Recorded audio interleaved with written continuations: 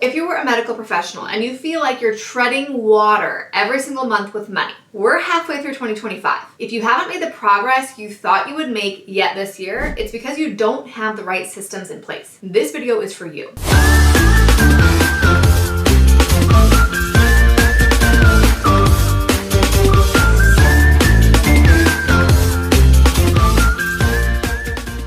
I'm Kristen Burton. I'm a critical care PA and the founder of Millionaires in Medicine. I became a millionaire at 31 on a PA salary. So I have some experience in what it actually looks like to make traction with money. I'm going to walk through the steps you need to take to actually do a mid-year check-in right now that will create progress. Now, you can either take notes, or if you prefer, you can go below, click the link to get free access to the Millionaires in Medicine Club, and we will just give you a PDF copy of all of the things you need to do. Let's dive in. Before we can run through the checklist of the things you need to actually check off your list, first you have to recognize that everyone's mid-year check-in will look a little bit different based upon where you are in your financial journey. This is a visual display of what it actually looks like to create wealth over time. You can see it's a continuum, right? Where you start is not where you end. At the beginning of the journey, step one for almost every medical professional is to clear high interest debt. This is not your student loan debt, okay? This is your credit card debt.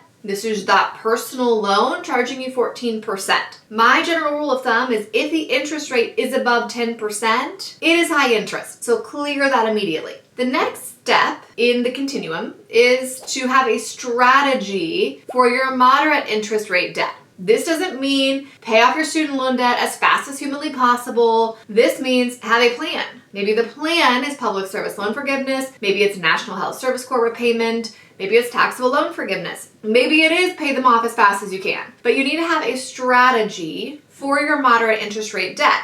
If you don't know what you are doing, you're making a mistake. I promise. Okay, if you picked a random payment plan for your federal student loans, you have no idea why, you have no underlying strategy, I promise you're not doing it right. So you need a strategy for that moderate interest rate debt.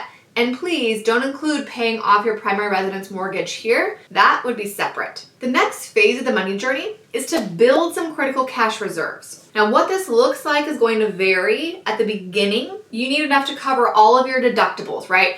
To protect yourself from being one car accident or one hospitalization away from just bankruptcy, credit card debt, etc. The goal should be 3 to 6 months of expenses in cash reserves. Cash reserves meaning a high yield savings account, a money market fund you can get access immediately, not a CD that you can't get access to until June of 2026, right? So things you can get money at now. This part is going to overlap with the next phase because at some point you need to really start building assets. Doing these first 3 steps, they're not bad, they're important, you need to do them, but they don't build you any kind of wealth. As a matter of fact, they don't actually do anything to keep you off that hamster wheel that you're on. You have to get past it. So you'll have to at some point move into becoming what I call a consistent investor. And for me, consistent investor has a strict definition. I don't do subjective things, right? If you say I'm a consistent investor, that's got to mean something. And that means 20% of gross income for the last 3 months with a plan to continue that, right? That is a consistent investor. If you're not there yet, that's okay. You haven't checked that box on the continuum. Once you're past critical cash reserves, your deductibles are covered, you may be in a season where you're in both of those together, where you're building that fully funded emergency fund, simultaneously working your way up towards becoming a consistent investor. Now you can see on the far end of the picture is financial independence. What does that mean? Again, it's not subjective. It's not this warm and fuzzy place at the end of a rainbow. It's a mathematical destination where your assets cover your expenses indefinitely until you would reasonably assume to die. Okay, that's financial independence. Now, you could maybe, especially if you start early enough, go from being a consistent investor and skip down the road to financial independence without ever moving to that next level of accelerated wealth building.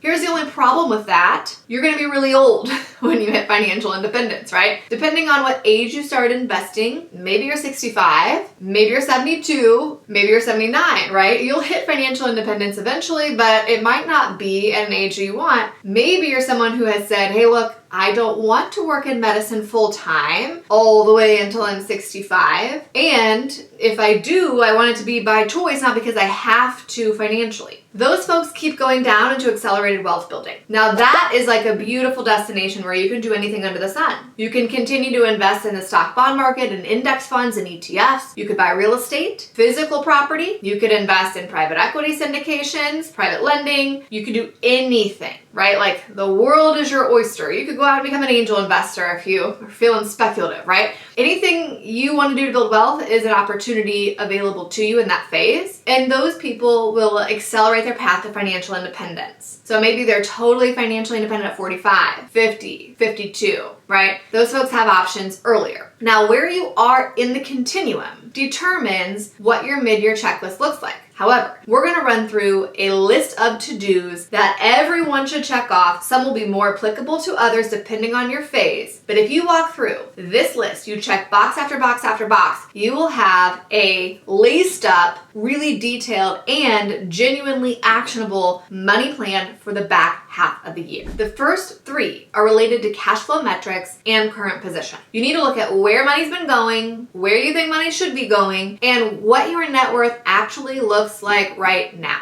This is a picture of a net worth statement. It can be simple, it can be complex. It's your assets on one column, your liabilities in another. Okay, assets is what you own, what stuff is worth, account balances, etc. Liabilities is what you owe. Then you get a number at the bottom. Assets minus liabilities equals net worth. You have to know this number. Okay, and you also have to have an idea of what you're actually spending. Most folks don't have either of these. And if you don't, it's likely because you either don't want to take the time to do it, fair, right? We're all busy, or you don't really want to look at it, right? Because it doesn't make you feel warm and fuzzy. Let me tell you this. I recently stepped on a body composition scale at 6 weeks postpartum with my second kid. If you've ever been postpartum, then you understand that sucked, okay? Sucked really, really badly. Anyone who's ever had a child probably collectively shed a little tear right now to think about looking at your percent body fat, your skeletal muscle mass, etc. 6 weeks postpartum. Why did I do that? It wasn't to make myself feel like crap. It's because what gets measured gets managed. And if you're not willing to look at the initial suck, all you're doing is robbing your future self of the win, right? If you don't look at the numbers now, you do not get the benefit of looking at the numbers in 3 months, in 6 months, in 12 months, when you have been diligently making progress. So do the ugly work, do your net worth statement, figure out your cash flow metrics so that you can actually make some progress moving forward. The way that I structure mine is very specific from a cash flow standpoint. It's all linked in the Millionaires Medicine Club. It's totally free. We just give it away. But in the progress dollars section, which I define as any investment contributions, savings contributions, not vacation sinking funds, right? Like emergency savings, extra debt payments, non-minimum payment. That's your progress dollars. If that is not at least $1,000 and you are a 6-figure earning medical professional, you will never stop feeling like you're treading water. You won't. That is how you make financial progress, which is why I call it progress dollars. Okay? So this is steps 1, 2, and 3, prior cash flow, future cash flow, net worth statement. The next 2 are in alignment with cash flow.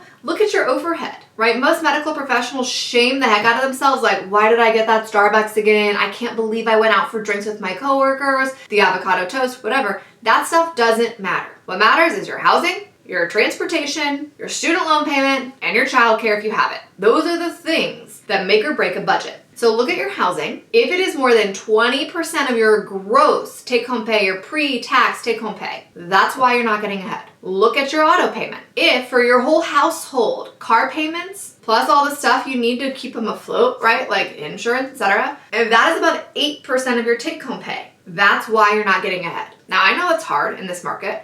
I actually have content coming out specifically on buying a house in 2025 in the market that we're in a way that doesn't wreck your financial life. So I get it. Stay tuned, more on that. But if your mortgage or your rent is 32% of gross, 38% of gross, you're gonna have the hardest time ever making financial progress, even if you never, ever stop for a latte. The next one is a savings plan. If you are past the critical cash reserves phase on that continuum, skip it. You don't need to do it. If you have some sinking funds you might need, maybe you like to travel, you have vacations coming up, you might incorporate that in a small savings plan. But this is gonna look really differently depending on if you have an emergency fund or not. If you don't even have those critical cash reserves, if you don't have the $5,000, the $10,000 to cover your deductibles, then this is gonna be a very high priority item for you. And you're gonna need to sit down and go, how big can I get those progress dollars so that I can actually create those cash reserves quickly. The next two things relate to debt. One is your non-student loan debt. The other is your student loan debt. You cannot lump them together, okay? There are a million strategies for federal student loan debt. There are no strategies to speak of for your personal loan, right? Very few. And so lumping all that debt together into one plan doesn't make any sense. Two separate plans. If you have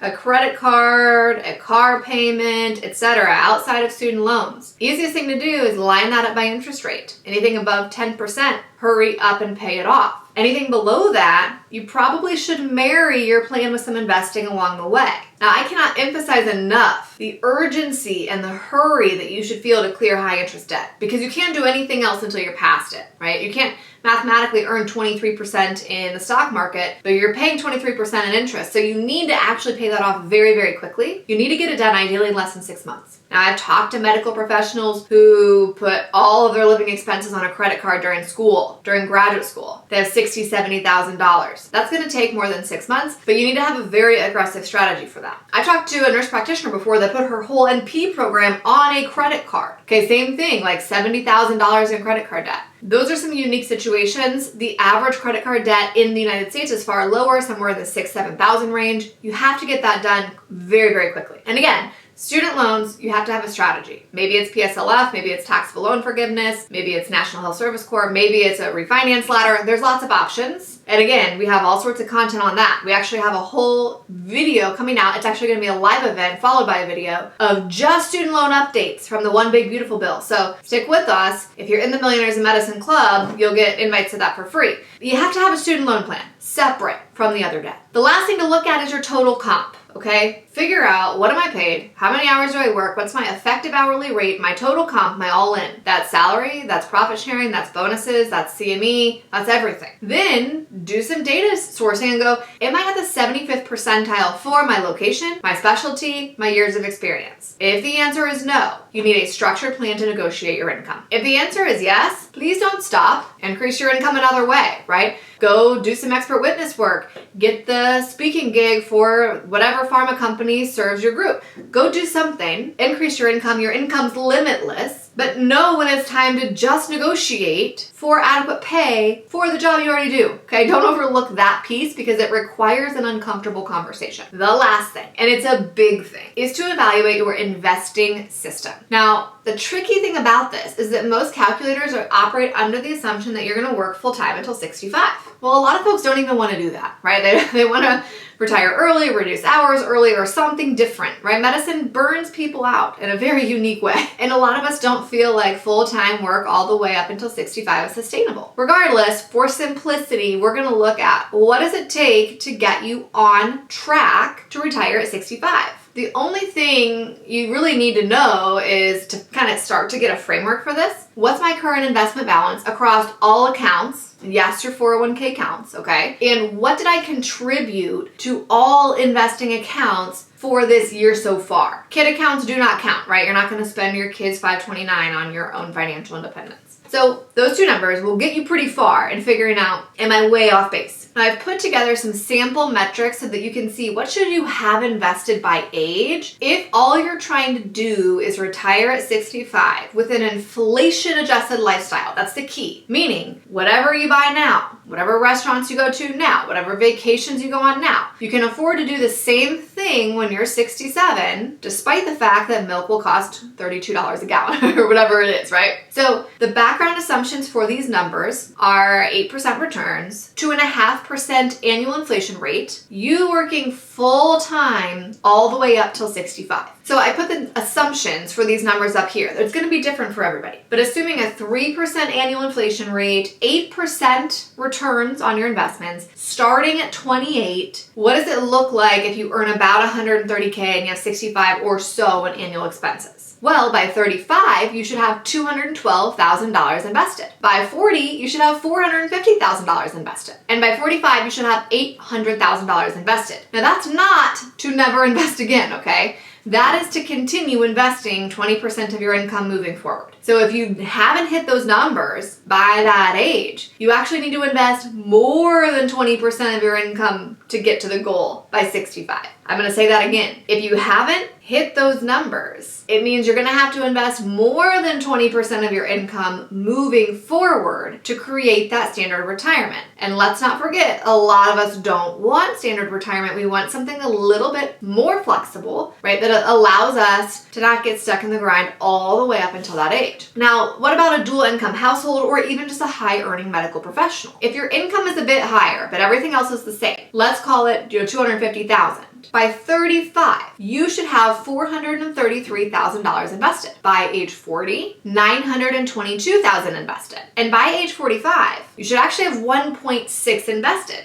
This is, of course, assuming that your expenses are higher because your income is higher. Now, if you heard those numbers and you're like, oh my gosh, I'm so off course, I'm way off base, that's okay. That's why we course correct. But if you haven't yet sat down, looked at the math, figured out the numbers, and actually arrived at the conclusion, whoa, I'm off track, you don't have the opportunity to fix it. And that's why we do these check-ins. That's why we sit down, look at the numbers, look at the math, take, an hour out of your life mid-year to go, am I financially on track? Or am I actually drowning when it comes to money? If you're a medical professional and you want to finish out 2025 in a way that actually moves you forward with money, go through the entire checklist, step by step, execute all of it, head inside the Millionaires in Medicine Club where you can surround yourself with other medical professionals actually crushing it with money, and let me know when 2026 rolls around how much progress you've made.